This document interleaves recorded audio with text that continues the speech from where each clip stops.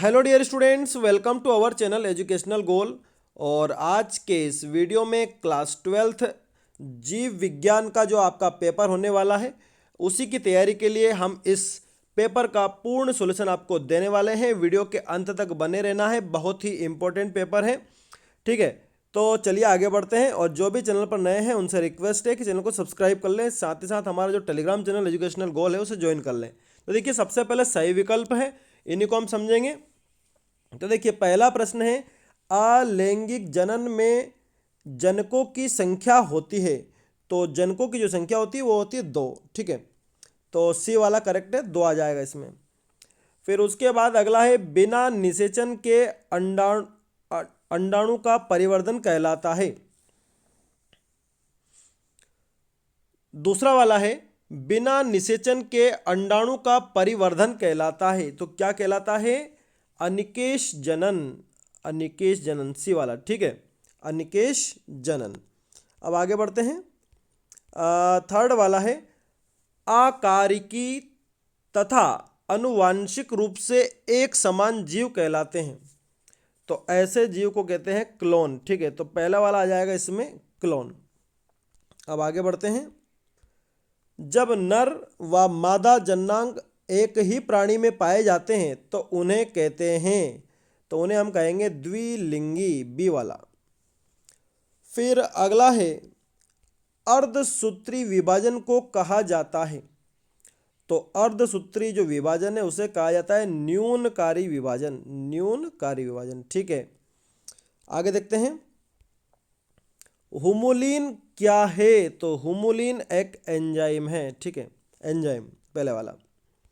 फिर आगे देखते हैं, मानव है। तो मानव क्या है? अंड प्रजक है, अंड जरायुज है, अंडोत्सर्ग है या सजीव प्रजक है? तो डी वाला जाएगा इसमें, सजीव प्रजक। ठीक है, आगे बढ़ते हैं। अब है हमारे रिक्त स्थान। ठीक है, तो देखिए पहला वाला है, डीएनए फिंगरप्रिंट तकनीक किसने विकसित की? तो उनका नाम है। तो बच्चों, पढ़ाई में डाउट्स आते हैं, सॉल्व नहीं हो पा रहे, घबराओ मत। इसका सोल्यूशन है डाउट एंड टैप। जिस भी सवाल में आपको डाउट है उसकी फोटो खींचो, क्रॉप करो और 5 सेकंड के अंदर अंदर आपको उसका वीडियो सोल्यूशन मिल जाएगा, वो भी बिल्कुल फ्री में। यानी अब आप पूछिए अपने अनलिमिटेड सवाल, कहीं भी कभी भी।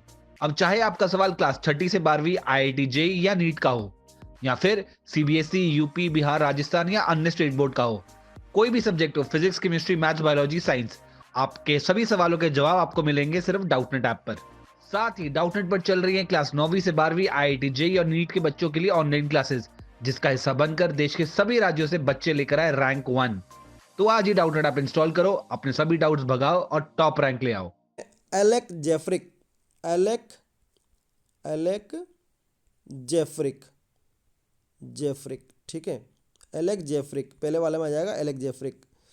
फिर दूसरा है, एक प्रारूपिक आवर्त बीजी भ्रूणकोश रिक्तस्थान केंद्र की होता है। तो 8 केंद्र की। ठीक है, दूसरे वाले में आ जाएगा 8। फिर तीसरा है, कवक एवं शैवाल का सहजीवी संबंध रिक्तस्थान कहलाता है। तो इसको कहते हैं, तीसरा वाला जो है, लाइकेन। क्या आ जाएगा इसमें? लाइकेन। ठीक है, लाइकेन। फिर फोर्थ वाला हम देख रहे हैं, टीकों में संबंधित रोग के रिक्तस्थान उपस्थित होते हैं। तो रोग कारक सूक्ष्म जीव, रोग कारक सूक्ष्म जीव, सूक्ष्म जीव। ठीक है, रोग कारक सूक्ष्म जीव उपस्थित होते हैं।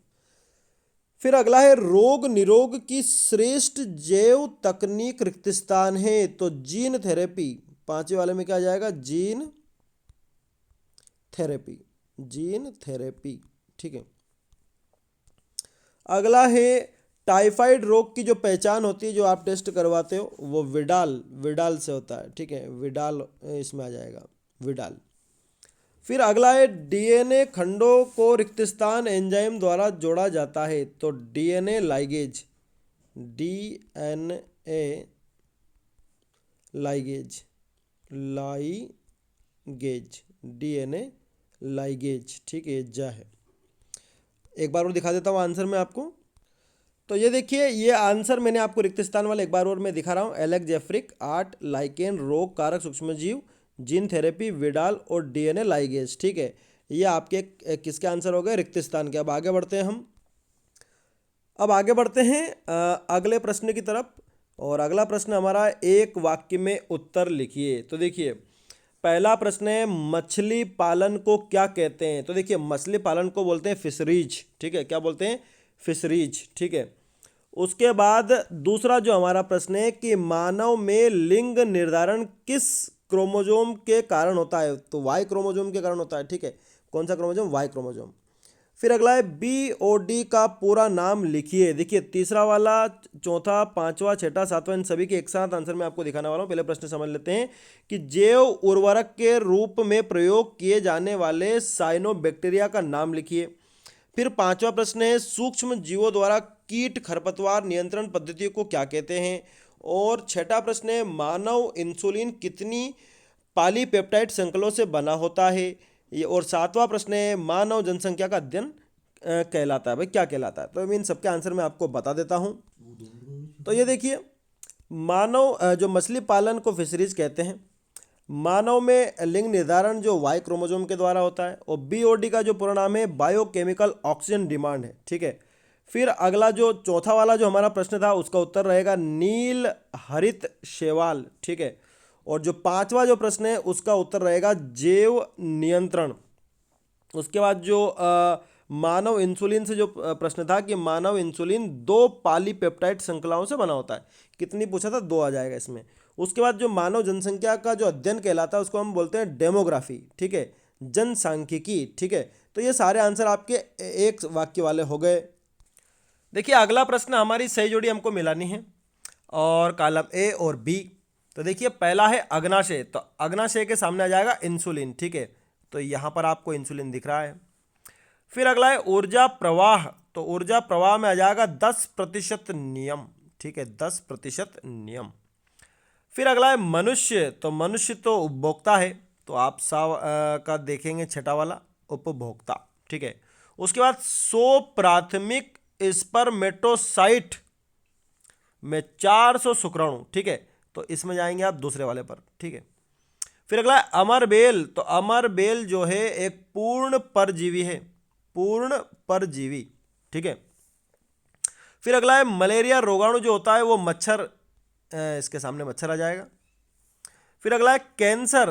तो कैंसर के सामने आ जाएगा ओकोजीन, ओकोजीन। तो ये आपकी जोड़ी हो गई। ठीक है, मैंने आपको बता दिया है, आपको मैं दिखा भी देता हूँ इसको। तो ये जोड़ी मैंने आपको बता दी। यहाँ पर भी देख लीजिए, अग्नाशय के सामने इंसुलिन, ऊर्जा प्रवाह 10% का नियम, मनुष्य उपभोक्ता है, 100 प्राथमिक स्पर्मेटोसाइट जो है 400 शुक्राणु, अमरबेल पूर्ण परजीवी है, मलेरिया रोगाणु मच्छर, और कैंसर ओकोजीन। ठीक है। अब आगे बढ़ते हैं अगले प्रश्न की तरफ।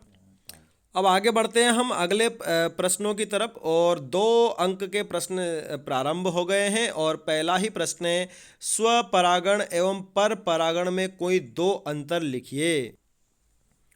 तो ये आप सामने उत्तर देख रहे हैं। स्वपरागण, पर परागण एक ही पुष्प में या एक ही पौधे के 2 पुष्पों के बीच होता है, और जो पर परागण होता है 2 अलग अलग पौधों पर लगे फूलों के बीच होता है। ठीक है, किसी बाह्य साधन की आवश्यकता नहीं होती, और यहाँ पर पराग कणों के दूसरे फूल पर पहुँचने के लिए वायु, जल, कीट या जंतु की आवश्यकता होती है। इसके लिए एक पुष्प के पुमंग तथा जायांग एक साथ परिपक्व होते हैं। एक ही पुष्प के पुमंग व जायांग अलग अलग समय पर परिपक्व होते हैं ताकि स्वपरागण ना हो सके। और ये एक और, हालांकि आपसे ज़्यादा नहीं पूछा है, 2 अंक में ही पूछा है, आपको जो इसमें उचित लगे वो आप लिख सकते हैं। देखिए, छठा वाला जो प्रश्न है उसमें अथवा वाला जो है प्रश्न, टेस्ट ट्यूब बेबी क्या है, इसका आंसर हम देखेंगे। तो देख लेते हैं इसको।